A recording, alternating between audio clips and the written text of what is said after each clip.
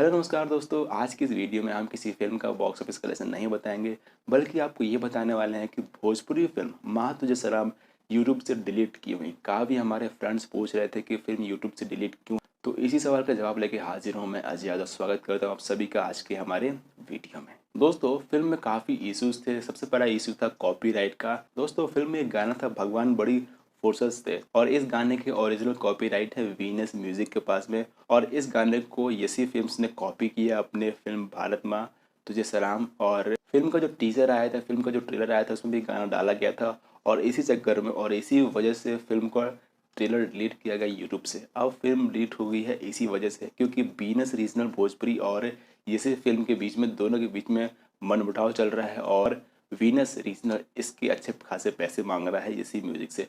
दोस्तों, ये है वो रीज़न जिसकी वजह से माँ तुझे सलाम डिलीट हुई है यूट्यूब से। जैसे ही वीएस रीजन और यसी फिल्म के बीच में समझौता हो जाएगा, ये फिल्म आपको देखने को मिलेगी दोनों जगह, वीनस रीजनल और यसी म्यूजिक पे। तो आपको इंतजार रहेगा भारत माँ तुझे सलाम का। मिलते हैं किसी और फिल्म के बॉक्स ऑफिस कलेक्शन या किसी इंटरेस्टिंग फैक्ट के साथ। जब तक के लिए बने रहिए, देखते रहिए एंटरटेनमेंट फॉर यू।